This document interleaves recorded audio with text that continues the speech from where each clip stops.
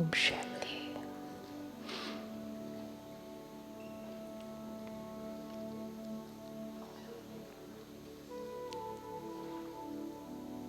Relax the body. 3 deep breaths. And let's bring our attention to the center of the forehead.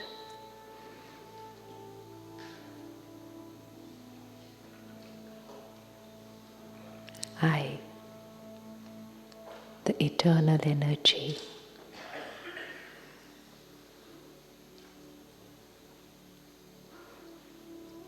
shining bright in the center of the forehead.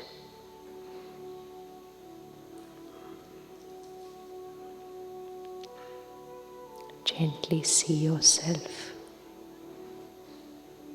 radiating light and power.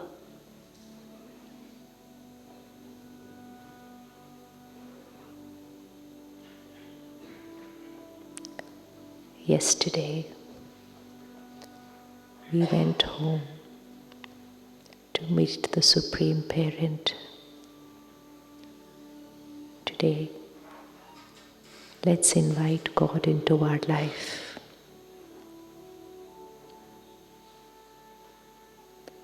Ask God to come and sit with you there in the center of the forehead. I, the being, and my Divine Parent, both of us together.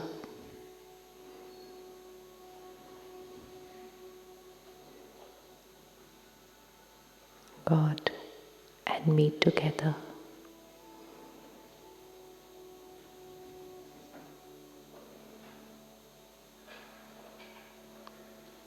Feel this energy, God and me together,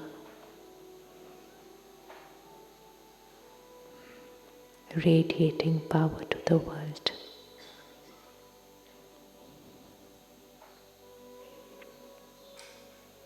Gently create a wide divine energy circle around your body. It's the aura, the energy field. It's a circle around the body.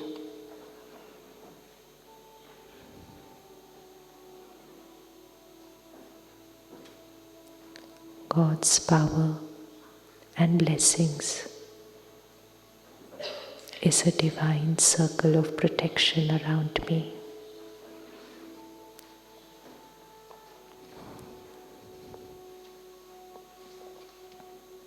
Gently say this to yourself. God's powers and blessings is a divine circle of protection around me. And see that bright white circle, my energy field, my aura, is not just my vibrations, it's God's power and blessings with me always.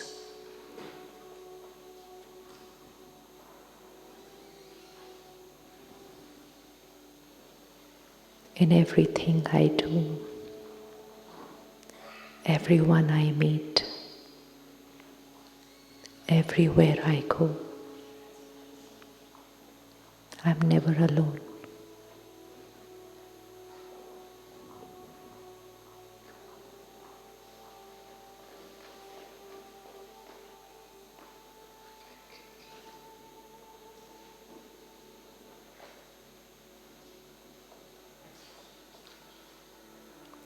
Om Shanti.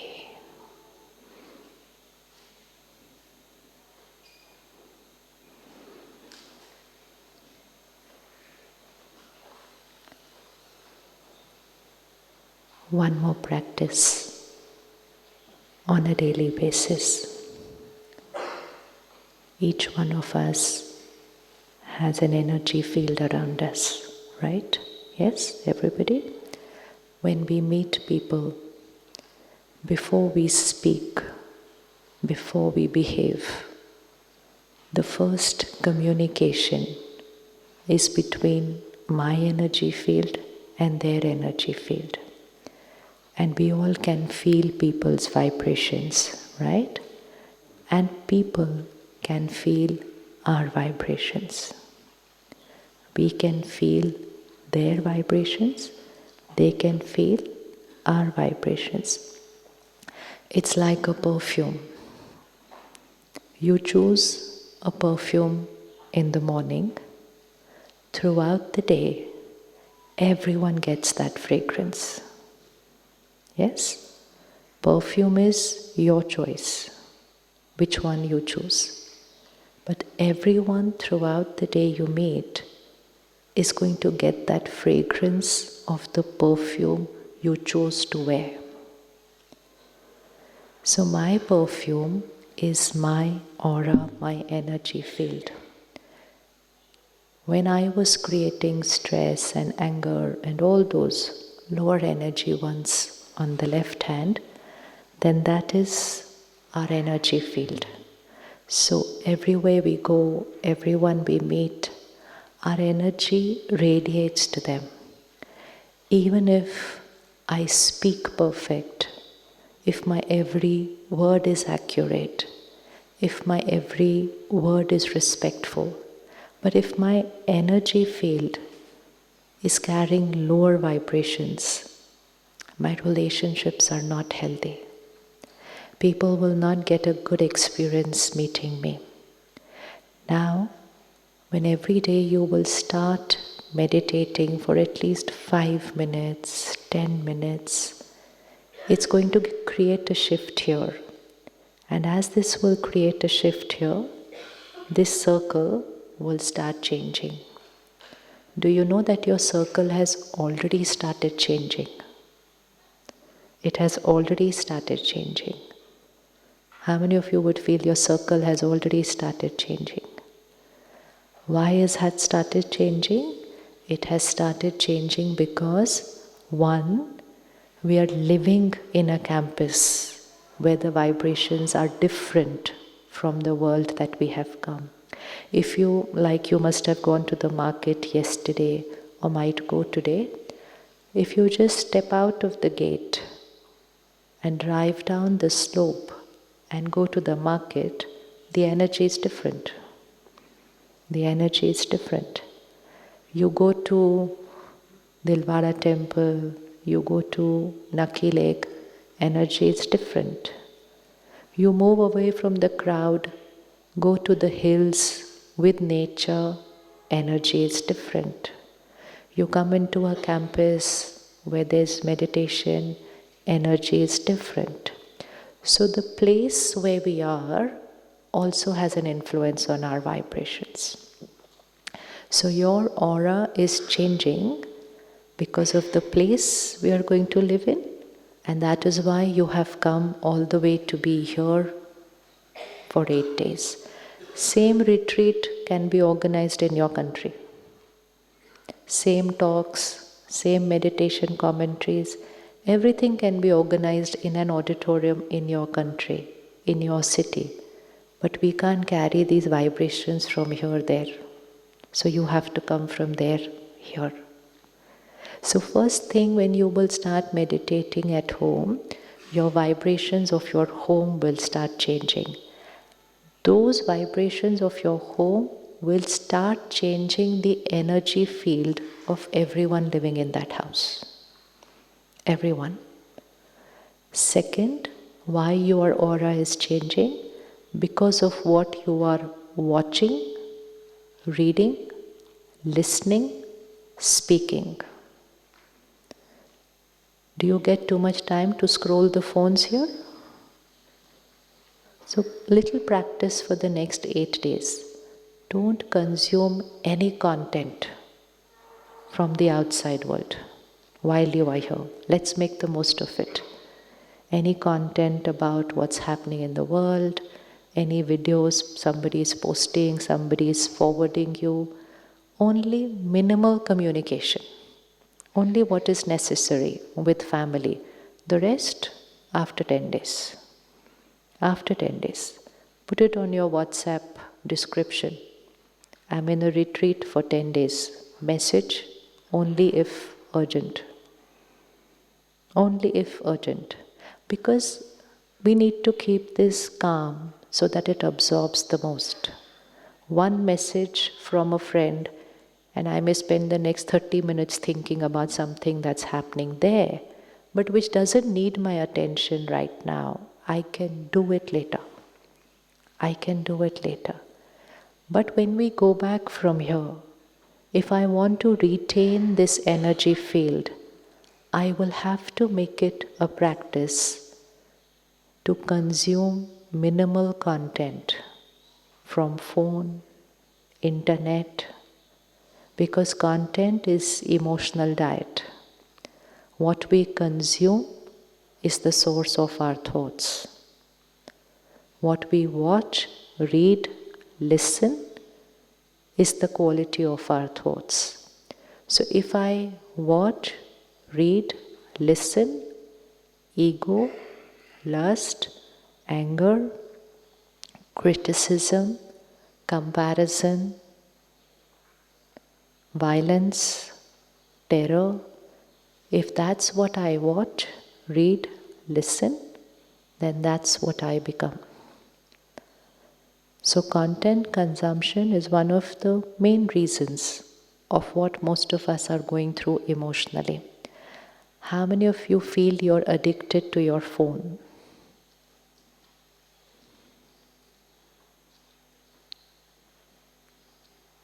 Which means wake up first thing with the phone, last thing go to sleep with the phone. Every time there is a beep, attention goes towards the phone. Pick it up for 5 minutes, but scroll for 30 minutes after that. This is all addiction. This is all addiction. To become a master of my mind and my sense organs and my body and my life, I will first have to become a master of technology. Because today we are a slave to technology. Technology is powerful, we use it, but we don't become a slave of it. Use it like a master. And using it like a master means using only how much is needed and when it's needed, and having the power to just put it down like that. 2 times which are very powerful, where we have to take care of the subconscious and not consume lower energy content, is an hour after we wake up and an hour before we go to sleep. Which means the first hour of the morning and the last hour of the day, subconscious mind is active. The bed which we sleep on, there is a mattress and there is a bed sheet on that, right? Just visualize yourself having your morning cup of coffee in bed. Okay? Morning cup of coffee in bed. And a little coffee spills on the bed. What would you do immediately? Coffee spills on the bed, what would we do immediately? We first pull the sheet, because till then the coffee stain is only on the sheet. If I wait for a minute more, the coffee will not be on the sheet only, it will go into the mattress. As long as the coffee is on the sheet, easy to wash. Easy to wash. Once the coffee goes into the mattress, difficult. As long as that thought is on your conscious layer of the mind, which is the bed sheet, easy to clean. If it goes into the subconscious mattress, difficult to heal, takes time. And the time that it is going to go into the mattress is when we go to sleep. And so one more habit from today, before going to sleep, check your day, reflect on your day. You can have a little diary for that. If anything I did was not perfect today, which means not just words and behavior, even a judgmental thought is not the right karma. It's a lower energy. Before going to sleep, change that thought. Before going to sleep, change that word, even if you've already said it in the morning. Never mind. Change it before going to sleep. Because it's still on the top layer. It's still on the top layer. So a little journal writing before going to bed. And journal writing is not going to be about what happened in the day. No. It's going to be about changing what was not right in the day. A lot of people do journal writing, but they only write about the day. We don't want to rewrite what happened today. I just want to change my recording of what was not right today. So which means forgive people before going to sleep. Seek forgiveness before going to sleep. Then that wound will never be there with you, which sometimes we have for many, many years, because it's gone into the mattress. It's gone into the mattress. And along with writing your journal, your chart we call it the chart.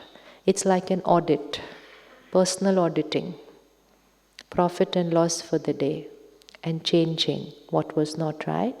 And after doing that, just for 2-3 minutes, write a letter to God. A letter which no one else is going to read. It's just between you and God. Something you can't share with anyone else. Something you would like to share with God. Something you would like to ask. How many of us have experienced telepathy? Telepathy, yeah? I think of someone and they come there like this. I call up someone and they already have the phone in their hand dialing my number. And they say, I called you. I said, no, I called you. They said, no, I called you. Because it just happens together. Sometimes we will have a question on our mind, and from there they will come and start giving the answer. And we will say, how did you know that I was going to ask you this? Say, I don't know.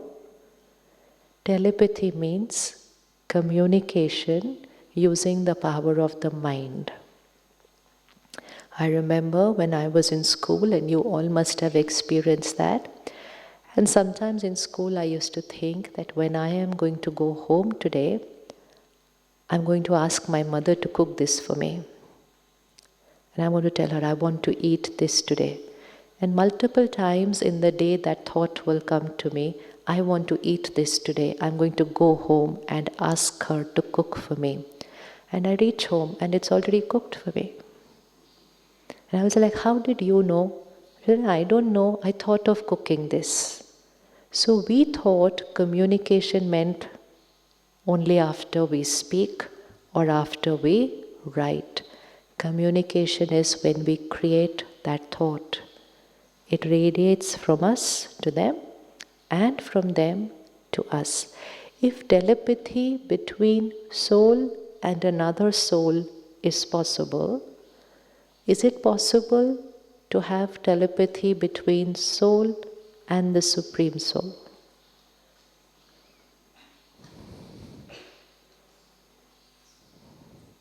I create a thought, it reaches you. You create a thought, it reaches me. Communication. If a soul and another soul can communicate, can the soul and the Supreme Soul communicate? Telepathy? Possible? Possible? Possible? Which one would be easier, soul and soul or soul and Supreme Soul? Which one is easier? Soul and soul telepathy or soul and supreme soul telepathy? See what happens. Sometimes we experience telepathy, sometimes we don't. Sometimes, even after speaking, people cannot understand us. Does that happen? Leave alone catch our thoughts. After explaining, also they cannot understand us. Sometimes, after explaining many times repeatedly, they still don't understand us. And we say, like, how many times have I told you this? You still don't understand, because the other person has their own clutter here of some noise of their thoughts. Remember, how many of you have children? Okay, go back to the time when your child was a baby in arms. Just bring that scene before you. Your child, a baby in arms. The child can't understand what you're speaking. You can't understand what that child is doing. Go, go, go, go, go. The child will keep talking like that. Both cannot understand each other's language, but see that energy exchange that happens between that child and the parent. For hours, the child and the parent can talk to each other without understanding each other's language. But when that child grows up, and we can understand each other's language, we say we can't understand each other. No? When we didn't understand language, we understood each other. When we can understand language, we can't understand each other. Why? My own clutter of my thoughts. So sometimes we experience telepathy, sometimes not. You will experience telepathy only when your mind is silent and you can catch the other person's thought. Which means my phone here should not be engaged. It shouldn't be busy thinking of something else. Then I will catch somebody's thought. But when it comes to telepathy between soul and supreme soul, the phone there is never busy. Never busy. The ocean of peace, always silent. And so, communicating my thought to God is very simple. And catching God's direction for me is also very simple. The only thing that I will have to do is keep this silent. What is the difference between praying to God and meditating on God? We all pray to God. Difference between prayer and meditation is, in prayer we speak, we pray, right? So we pray, we chant, we sing hymns, we say our prayers. It's we who is doing everything. And once we finish saying our prayers, we get up and go into the world of action. Meditation is a two-way communication. Prayer was a one-way communication. I speak, I say what I want, and I move on. Meditation is a two-way relationship, where I will say what's on my mind and what I want to share, and then I will become silent to hear what God has to say to me. What God has to say to me. So telepathy with God, communication with that Supreme Parent is meditation. So in the next 8 days, you will reflect and experiment and experience. This will be the beginning only in these 8 days. Then it's a beautiful journey forward. It's a personal relationship. God is not a concept. God is not a concept. God is real.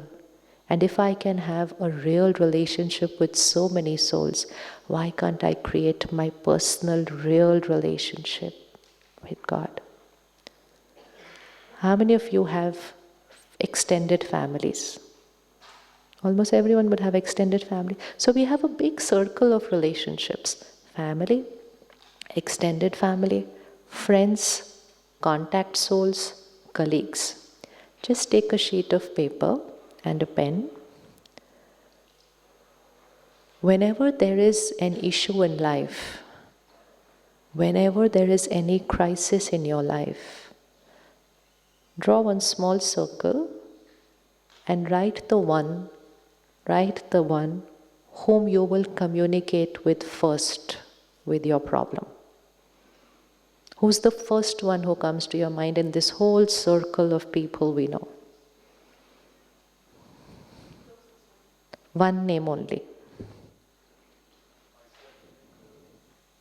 Small circle, because it needs only one name. If you're not able to get your answer or solution from them, then you go to the second circle outside, write 2 names. Sometimes the first one doesn't have an answer for us. They don't have our solution. With the next 2, if I still don't get my solution, then I go to my third circle of contacts, and you can write 4 names there.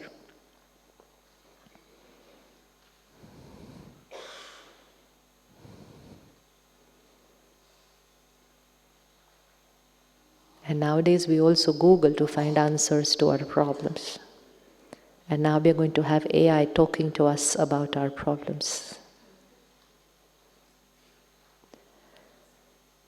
The more we will talk to artificial intelligence about our problems, the more we will move away from our innate intuition. And so, a circle and another circle and another circle and another circle and another circle. How many I can ask about my issues or problems or crisis in life? In which circle does God's name come? In which circle did God fit in? So normally what happens is, I ask them, then I ask them, then I ask them, then I ask them. When no one gives me an answer, when I don't get an answer from anyone, then where do I go? Then where do I go? Then I say, God, no one is there to help me. Now only you will be able to help me. So what Raj Yoga did to me, it just changed my circles.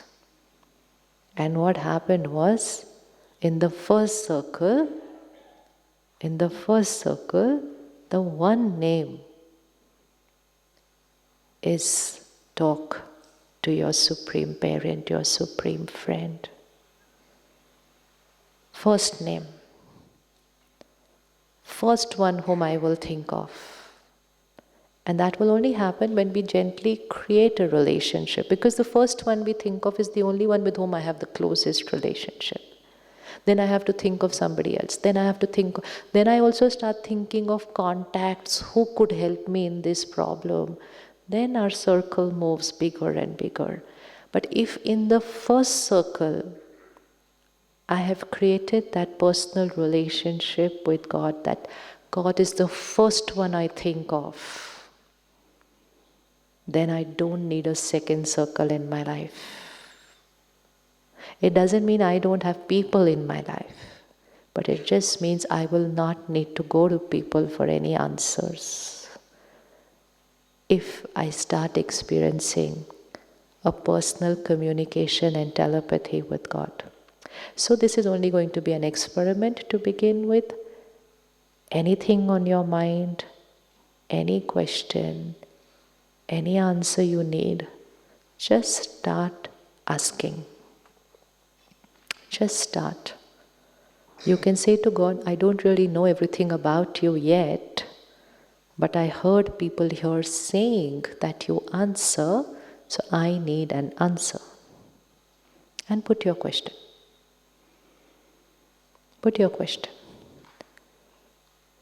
Experiment. Because when we ask people for answers, people give us very good advice. There's no doubt about that. but they will give us advice through their perception. They will give us advice through their personality traits. Sometimes that may be the right advice for me, sometimes it may not be. Sometimes what they are saying is logically perfectly right, but 2 years later it might not be right. We are in an uncertain time. But the answer that you will get from there will always, always, always be 100% right. So start creating your personal relationship. How do we create a personal relationship with someone? Someone introduces you. This is so and so, this is so and so. So the first thing is just an introduction. So today introduction, you talk about yourself to God. Introduce yourself. Talk about yourself, talk about your life, talk about your journey. Pour it out. Pour it out. Share everything. While you're pouring it out, a lot of healing will happen. Write it out if you want. Say it out if you want. We have a lot of meditation rooms in this campus. If you want, you can just go and sit in silence in any of those rooms. Pour out your story. Pour it out right from childhood to now. Just share everything. That is my first step to creating a relationship. Second step to creating a relationship is communication. Start talking to God. We've all talked to God, but we only talk to God when there are some big issues in life. Talk to God about the smallest things in life. Smallest things. God is your companion. Share everything, talk about everything. It's like someone with whom we talk many times in a day. We talk about everything. They know everything about my life. They even know what I had for breakfast this morning because I talk to them 10 times in a day. But someone I meet once in 6 months, there's nothing much to talk. We just say, hello, how are you? How are you? All perfect. How's everything at work? Perfect. After that, nothing else to talk. But the ones we talk many times a day, every time we meet, we sit for half an hour and talk again. There's so much to talk. So start sharing with God everything every day. Just talk. Just share. A friend. God is not in roles and relationships. God can play any relationship in my life. Any relationship. Want to talk to a parent? Talk to God. Want to talk to a friend? Talk to God. Want to talk to a child? Talk to God. And you will get a response just like that. So one is introduce yourself. Second is start a communication. Third is every night before going to sleep, share your chart, write a little letter. And fourth is anything on your mind, put it up there. Just give it like a child to the parent and say, give me the answer. You are the one who has to give me the answer for this. I'm not going to ask anyone else. I'm not going to ask anyone else. You have to give me this answer.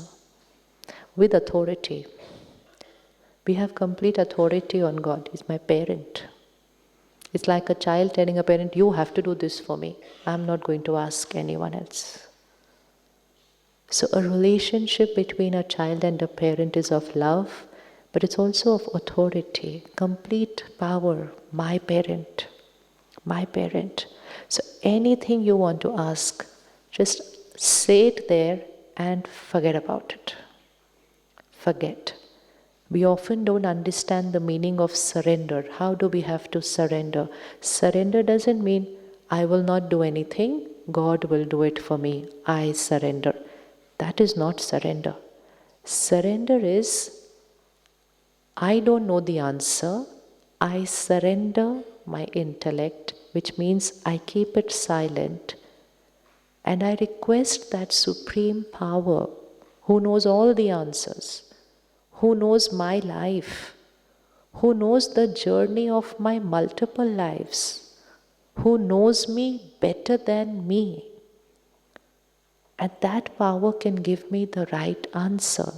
So I surrender my intellect and I say, you tell me what is right for me, I will do it. Surrender doesn't mean you do this for me. God is not going to come and do my karma for me. God is not going to come and solve my problem for me. God can tell me the way to solve the problem. I have to then solve the problem. It's like a parent and a child. Parent can advise.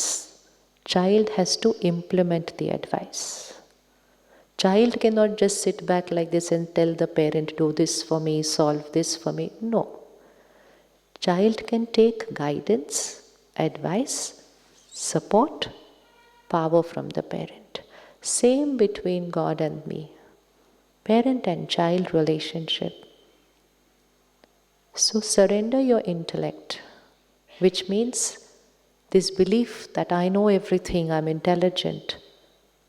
The coming times, intelligence might not work because it's times of uncertainty. What my logic says will be right for tomorrow may not be right tomorrow. So I need to use intuition power. To use intuition power, I need to silence my mind. And higher than intuition is my intuition, which means when I silence the logical mind, there is an answer there from my wisdom. It's like the layer of water, the river, silent. You can see what is there in the riverbed there, at the bottom. So here, this has to be silent. So one is my intuition, where I say my intuition says I should do this. That is my intuition. Second is catching God's signal. That is not my intuition. That is catching God's message for me. We have heard experiences of so many people. We have read so many books about how people received messages from God, how they had a personal relationship with God, how they had a conversation with God. It's not only they who could have that. Each one of us can have that. They are not different from us. Each one of us can have that. We only need to start that relationship. So for big things in life, but also for small things in life, become a child and say, I don't know what's right, you tell me and I'll do it. The more you will ask, the more answers you will get.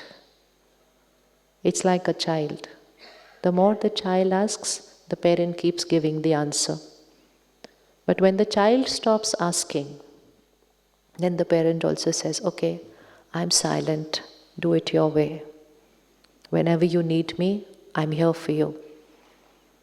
And after some time, the child does not even follow what the parent is saying.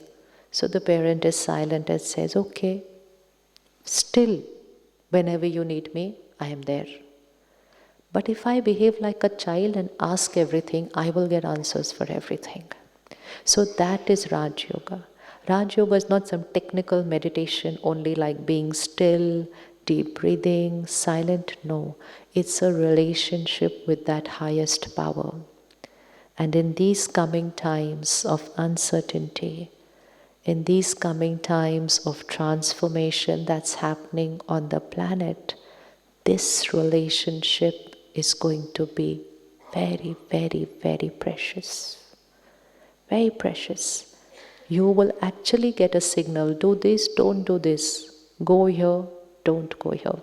I'll give you one example. Of course, we are full of examples and experiences, but just one I will share with you. A few years, not few years, I think more than a decade back, there was a massive earthquake in India. It was in Gujarat. It was at 8 o'clock in the morning in a place called Bhuj. It was so massive that even now that place still has that impact of that earthquake. And there was this sister who was studying in the 10th grade. Today, she's running a Raj Yoga meditation center in Gujarat. She was practicing meditation even then. And she was alone at home. It was time for her exams. She was on the second floor of her building. Earthquake doesn't last for more than 2 minutes or so. And when you're on the second floor and the building starts shaking, you obviously have to run out. Every logical mind knows that. And she said, I was about to go out. And I just got this catching from Baba. We call God Baba. Baba means father. So you must have seen everywhere Baba's room, Baba's box. So Baba is for parent. So we call God our parent. So she said, I just got a touching from Baba. Sit here. Sit under the table. You have only 2 minutes. And it's all over, the earthquake, in 2 minutes. She said, I was about to go and I just got the touching, sit here, sit under the table. But because you've experienced that relationship and you know that if you get this, it always is going to be right, she said, I went and sat under the table. Most illogical thing to do. Most illogical thing to do. And then, of course, when it got over and she came out of the building, that particular building in which she was just damaged, but still fine. But where she would have gone out, had she gone out, where she would have gone out is where the next building had all collapsed over there. So this is catching that signal in that fraction of a minute that you need the answer, where you don't have time to sit, meditate, focus, and you can't do that when something, such big thing is happening around you. But if you have created that relationship daily basis, then you don't have to wait to ask the question. You will get the answer without you asking. You don't always have to ask your parent for advice. The relationship is so beautiful. The parent will advise you without asking. Yes or no? Does your parent have to wait for you to ask? No. They will advise you without asking. So this is this relationship. Talk to God about everything. Issues at work, issues in business, issues in relationship. Everything. You have a health issue. You're about to take an appointment with the doctor. Pause. Pause for 1 minute. Sit in silence and just say, which doctor should I go to for this? You tell me. Ask. My intelligence will say, I know which doctor I have to go to. No. Surrender. Use the higher intelligence. Say, which doctor should I go to for this? You will get an answer. Now book an appointment. This is a relationship about the simplest things of life. And the more we talk, the more we share, the more we ask, the more that telepathy becomes a natural way.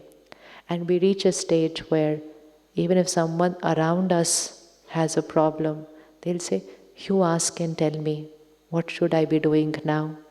We say, you have to sit and ask. I am not able to do it. You ask and tell. That's the power of this relationship. We never learned to create a relationship with God. For us, God was a distant some energy, far away. And I am some insignificant one, too far away from that highest, supreme, purest power. My parent, my friend, always available for me. Always available for me. So use these 8 days to build the relationship, to start creating the relationship. And then, of course, it's a relationship for a lifetime. So can we start? What is going to be the first step? Introduce yourself. Talk about yourself. Take it all out. When you share your whole journey, We will think we are sharing, but there is a lot that's going to get sorted while sharing. Lots gets sorted while sharing. So sharing, talking about ourselves, talking about the little things in life, talking about the day-to-day things in life. Surrendering the intellect, waiting for the answer. Any question on the mind, not going to any human being for the question. First there. First there. And you will get the answer, or you will have another human being walk into your life like this with the answer, without you asking them the question. So whom we will say? A messenger who came and gave me this answer. So this is going to be our second step in meditation, where we will start creating a personal relationship. We will meditate in the morning like we are doing every day. Always meditate before going to sleep, because there's a lot of clutter here by the end of the day. So don't go to sleep with all that clutter of that body consciousness, ego consciousness world. Just take a few minutes of silence, go back to that soul consciousness. When we just create this thought, I am a pure, powerful soul, a lot of baggage of that ego consciousness gets released. Just a thought. To begin with, just a thought. Then gradually it's an awareness, and then gradually it's an experience. But even a thought shifts the consciousness. Yesterday we saw the definition of ego: attachment to a wrong image of myself. So on this journey of life, we acquire a lot of things. What is the first thing we acquire is this body. Soul is energy. In the womb of the mother, 9 months is what it takes for the body to get created. Okay? And what is the body? The box of that diamond. So 9 months in the womb of the mother, it's for the body to get created, not for me to get created, for my body to get created in the womb of the mother. The soul just enters into that womb. Just enters into that womb. So soul is energy. Energy cannot get created. Energy does not get destroyed. Energy is eternal. So who dies? So who dies? How many of us are going to die? Everyone? Yeah. So who dies? Who dies? Energy cannot get created, cannot get destroyed. Energy is eternal. So who dies? We say they are gone. They are gone. So who dies? It's like this dress. Touch your dress. This dress, it will tear, it will get old. We throw it away. We wear a new dress. Similarly, this is our costume, this body. We use it for 50, 80, 100 years. After that, not functioning, old, worn, torn out. I, the soul, leave the costume. Energy does not die. Energy does not get destroyed. So just put your finger here gently. Just experimenting. The soul doesn't move out of the body. We visualize the soul. We don't say the soul literally moves out. If the soul moves out of the body is over then after that. So don't try this, soul moving out of the body. This, I, the soul, am in this body. Before this, I still existed, right? Before this. So we are on a journey of one costume. Death means this dress is over. I still exist. I don't die. And then I, the soul, enter the womb of a mother. New body, new family, new journey. 100 years in that, I, the soul, leave the costume. enter the womb of a mother, new family, new body, new journey, many lives. It's a journey of many lives. Now, yesterday we had seen the soul carries different personality traits. Take your diary out. We need to write 5 types of personality traits that each one of us is carrying. Because then we understand why we need God's power to heal us. Why we are not able to do it only for ourselves. Why do we need a higher energy source? The 5th folder we saw yesterday is the one which every soul has, and that is those 7, our 7 qualities. That is our 5th folder. We have 5 folders. 5 folders in the sense, not physical folders, 5 types of personality traits. So we'll just classify it into 5 folders. The 5th one is what every soul has, those 7 personality traits: purity, peace, power, love, happiness, wisdom, bliss. This 5th one everyone has. First 4 we will see now. First 4. The first folder is those personality traits which I carry from my past lives. See, today you're wearing this dress, whichever dress you're wearing right now. Today you will speak, think, behave. You will create personality traits. Tomorrow morning you will wear another dress, right? You will not wear this dress tomorrow. You will wear another dress. Only the dress changes. You're still going to be the same person. Yes, you will be the same person. Dress will change. Next day again you will change a dress. Next day again you will change a dress. Dress keeps changing. You remain the same person.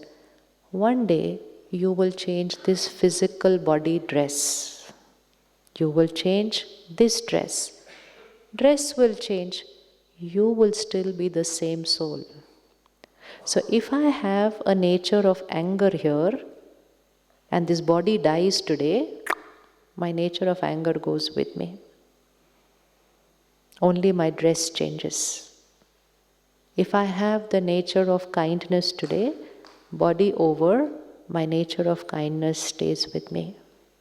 So our first folder is those personality traits which we got with us when we entered the womb of the mother. We got it because we had created those in past lifetimes. So that's a very big folder. Second folder of personality traits we got from our parents and family. Parents and family. So you will see some personality part of you which is similar to someone in your family. Anyone feels you can recognize which part of your personality is similar to someone close in your family? Mostly parents also. Anyone? Yes? So that's your second folder. That's your second folder. Third folder is my nature which gets created because of environmental influence.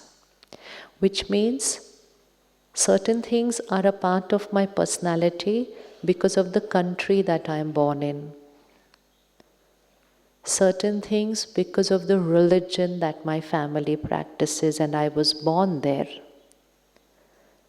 Third, because of the school I went to, and so who were my friends.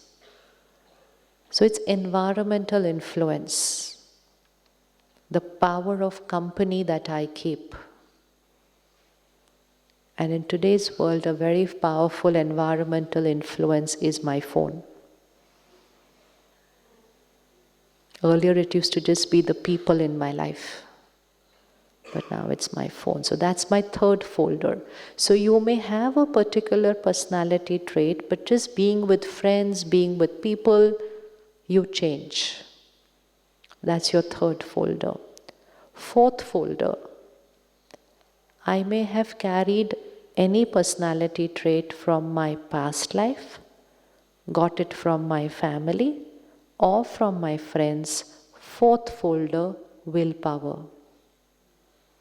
Willpower. I use my willpower to change any trait that I have. I don't have to live like a victim to my not very healthy personality habits. The good ones, I keep on building up on them, but the uncomfortable ones, I can change. So each one of us is a bundle of these 5 types of personality traits.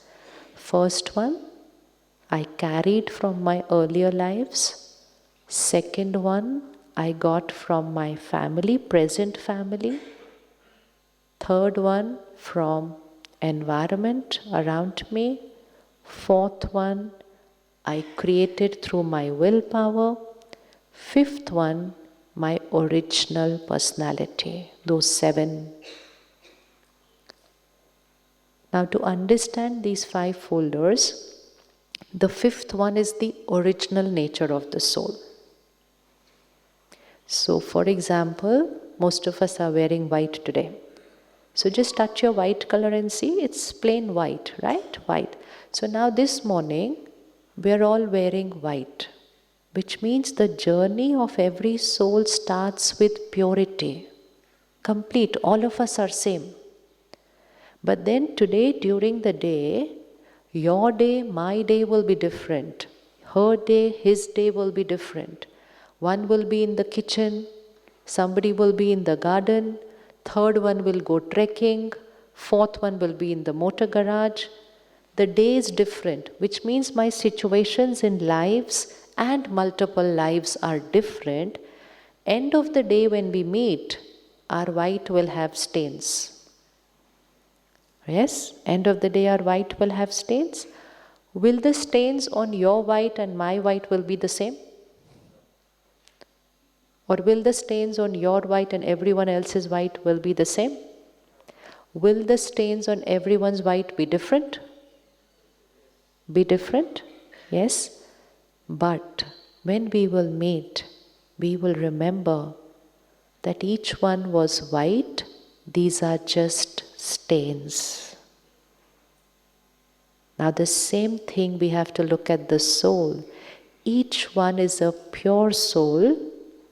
These little other uncomfortable personality traits that we are seeing are just these acquired stains on this long journey of many lives, different families, different environments, but originally each soul is pure.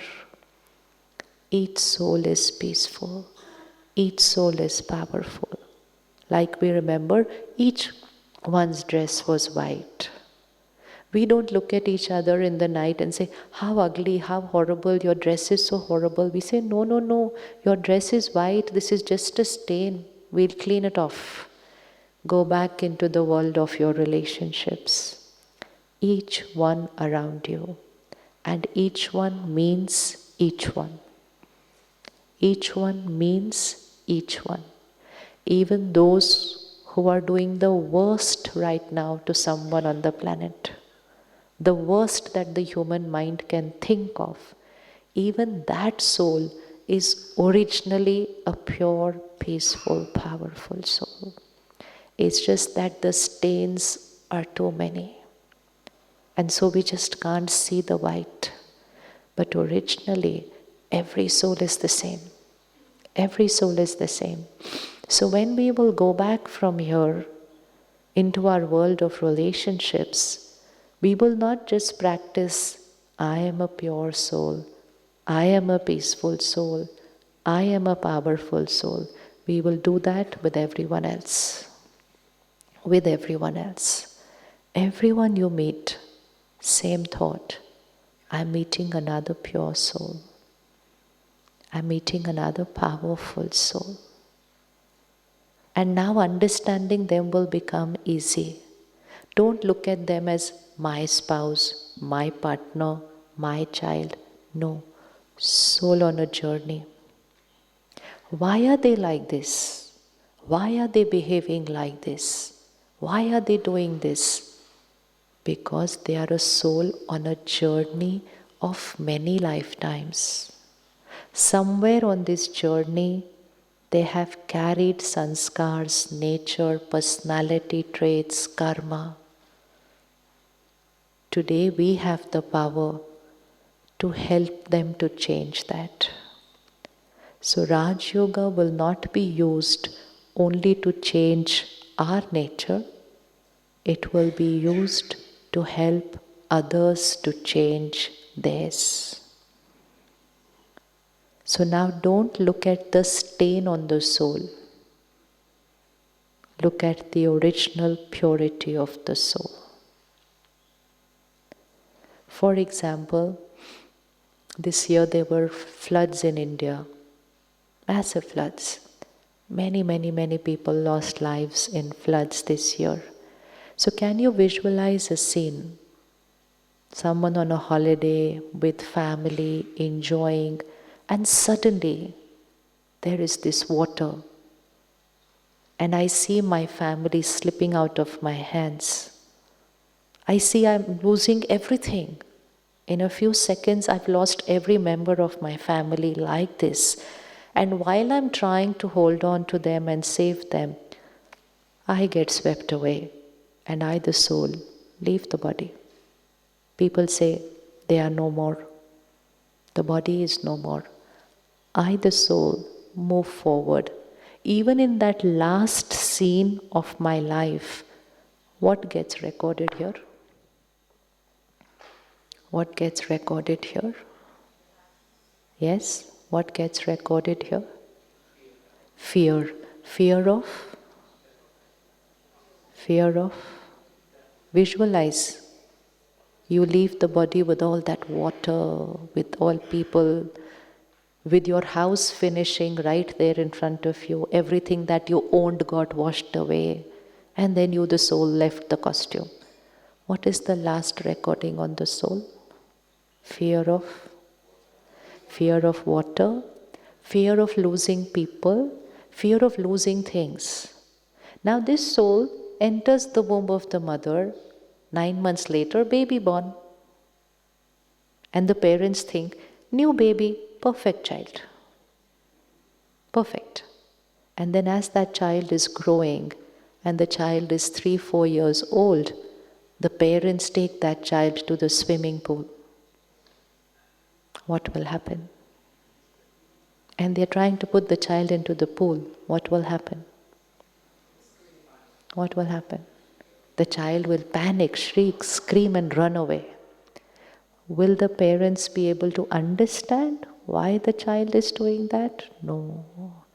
And they will say, you're weak, how can you get scared of water? They will criticize, complain, worry. How can my child be like this? Because they are seeing the child only as child. Soul consciousness. This is a soul in the body of a 4-year-old child. And the soul has been on a long journey. And I don't know what the soul has experienced on this long journey. It shifts us from being critical, judgmental, to becoming empathetic, compassionate, understanding, and most important, healing them. Healing them. Fear of water is easy to understand. What if somebody fears trusting people? Your partner. You are a perfect partner. You're always been very loyal, very honest. But your partner just doesn't trust you. It can create chaos in that relationship. Because we say, you have a problem with me. You don't trust me. It's not they don't trust me. It is they have a problem with trust. It's not about me. It's about them. Always remember, how people behave to us is not about us. It is about them, their recording. It's the song that is recorded here for them. But we get into arguments, conflict. How can you not trust me? Take a pause. soul on a journey, pure, powerful soul. Sometime on this journey, this soul trusted someone and got betrayed. And so on the soul it's recorded, trust is equal to pain. Trust is equal to pain. Somewhere it happened. And so today that soul fears trust. Understanding them. Soul consciousness helps to understand people, because we don't see people as a role and a relationship. We see the person as a soul on the journey, understanding that they are carrying a lot with them. And then helping them to change that uncomfortable recording. So if they have an issue with trust, then we start radiating this vibration to them. You are a pure soul. You are a powerful soul. Trust comes very easy to you. Just send this vibration to them. Trust comes very easy to you. You are naturally able to trust people. Keep sending them this vibration. Your vibration helps them to create a new song. Our personality traits are like a lot of songs on a CD. We don't have to keep living with the uncomfortable songs. We can record new songs.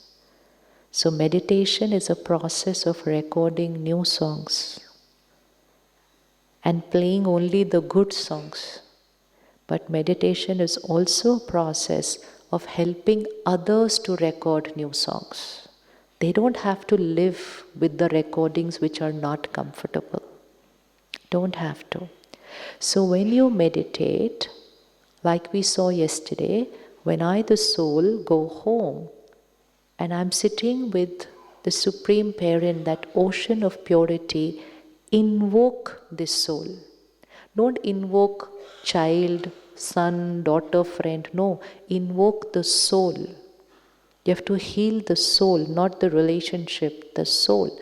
Invoke them in that soul world. Let them fill themselves with God's power and love. Those past wounds will start getting healed. So it's not just healing yourself, healing them. Healing them.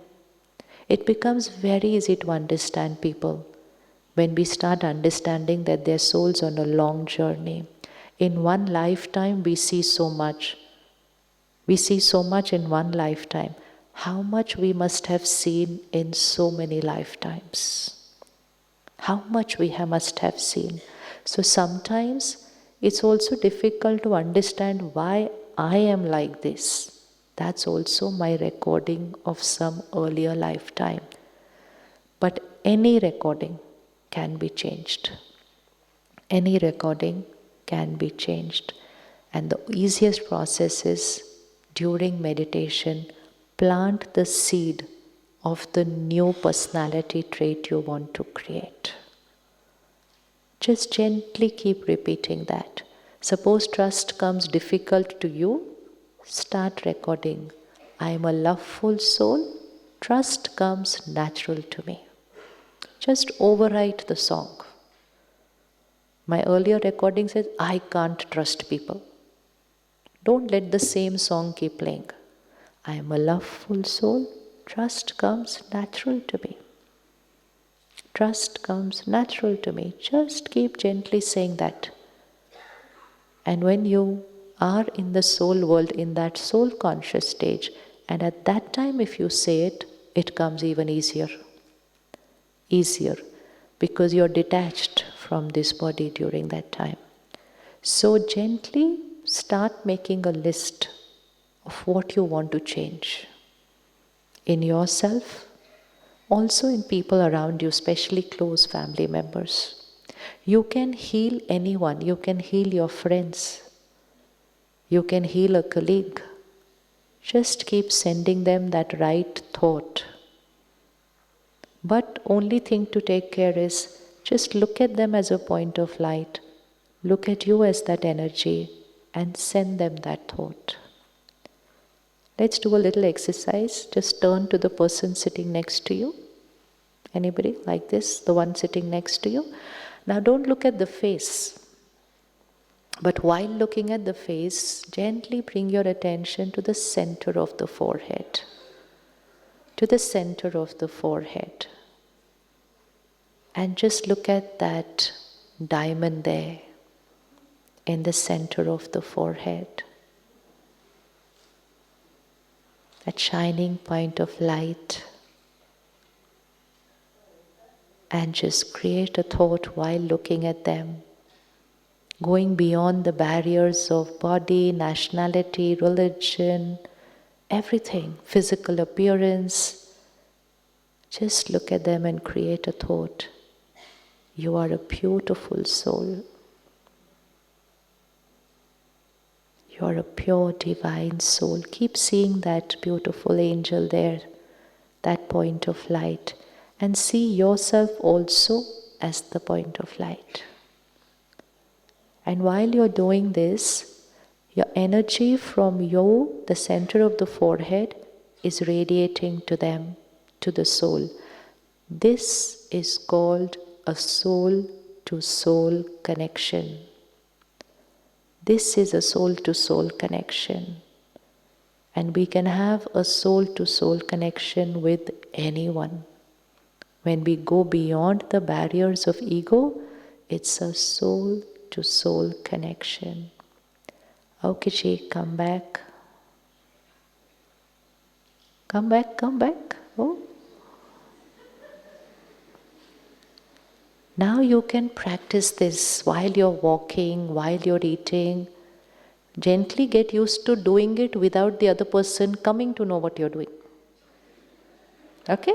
You have to do it without them knowing what you are doing. Because you cannot always go and look at them like this. No, we can't do like that. Just gently. Every time you're going to look at the soul and radiate this energy, your vibration and their vibration is going to go up like this. So meditation in the morning, meditation in the night, meditating when I'm meeting people. And now if you want to give them power, just invite God and say, God, your powers and blessings to them. You are healing this soul, because we don't have power to heal everyone. You are healing this soul. This soul is a pure soul. And you see, within a few days, they will start changing. How many of you have have experienced the power of your vibration on plants? Kitchen से कोई आने वाले थे, आए क्या? नहीं आए? Okay. Experience the power of vibration on plants. Experience the power of your emotion on your pets. Pets. So plants, if you haven't experienced, maybe if we do they get to go to Tapovan also? Do they go to Tapovan, brother? No, I don't think so. Maybe. They will try and put it for you. On Abu Road, we have a garden which is called Tapovan. Tapovan is where we are farming, but we're using the power of mind in farming, which means the power of vibrations. So the farmers are taught to meditate first with the seed. So which means you hold the seed on your palm and you meditate with the seeds before you sow the seed. So you're energizing the seed before you sow the seed, and then they meditate in the farm at least twice, morning and evening. And especially when the plant is being watered, because water absorbs vibrations the most. Water absorbs vibrations the most. And so you can experiment this in your home, even in your balcony. If you just put two plants, identical plant, identical, same sunlight, same water, but different emotions. So one plant you water with love, and the other plant you water out of compulsion. Oh, I have so much to do now, I have to water this plant also.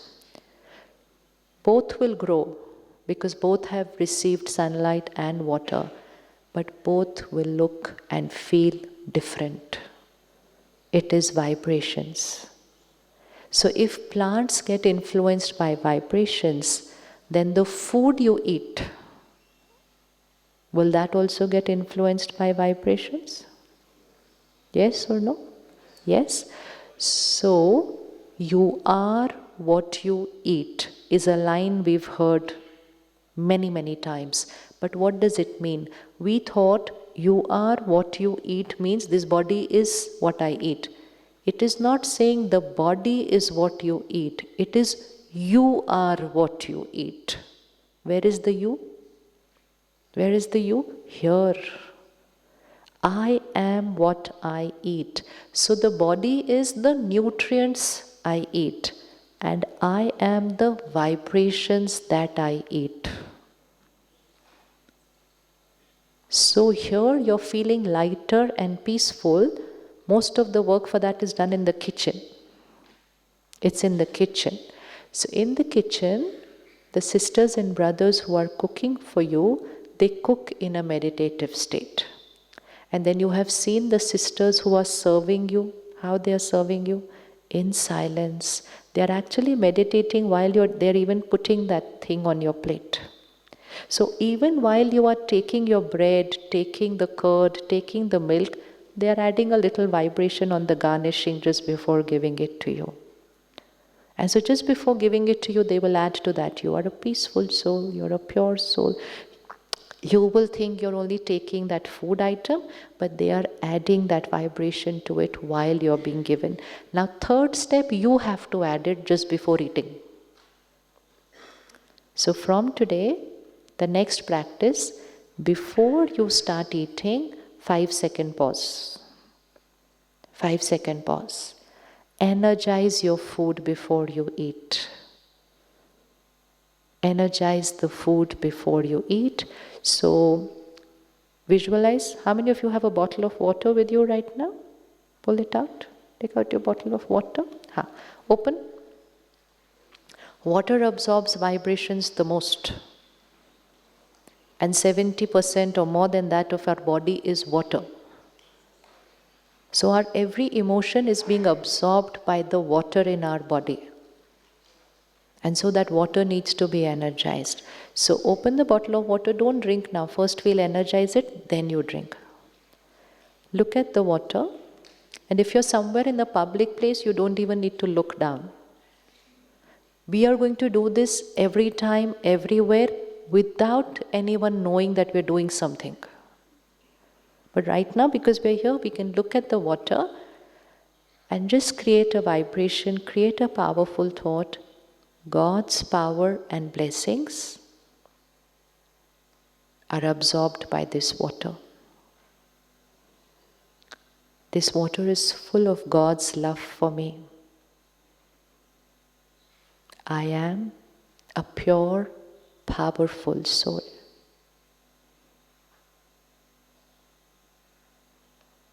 And while you're doing this, you're visualizing vibrations from you, the soul, radiating into the water. My body is perfect and healthy always. My body is perfect and healthy always. Now you can have the water.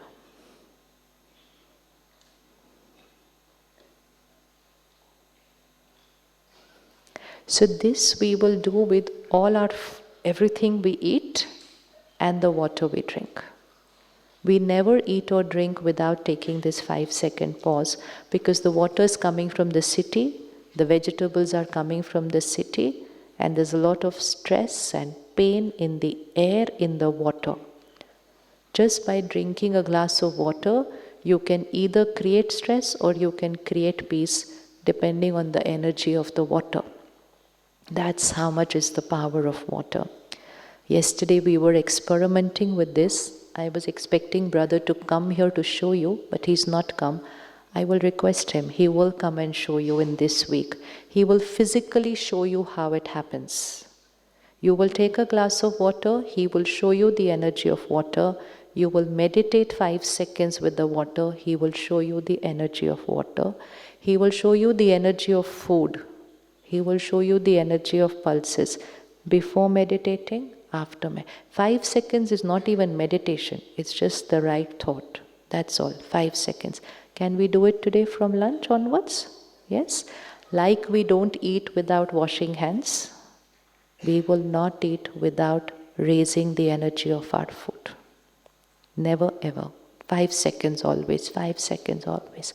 And this gives you a chance to think about what would be the vibration of an animal-based diet.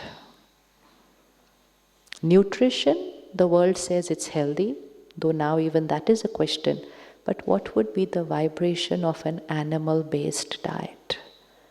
Its vibration of fear, its vibration of helplessness, its vibration of aggression, its vibration of screaming, crying in pain, and then its vibration of violence, and then vibration of death. So vibration of death does not give health. It can give proteins, it cannot give health. So 10 days here, plant-based diet. Would be beautiful to go back and continue that experiment for 3 months, plant-based diet. Gut will get lighter, soul will feel lighter, vibrations will start energizing. Sit back 1 minute in silence. Sister will share the next announcement with us. So today 2 things added in our daily chart. 5-second pause before eating, 5-second pause before water, writing our chart before going to sleep, and starting our communication with the Supreme Parent God, sharing and talking and introducing the self. Om Shanti.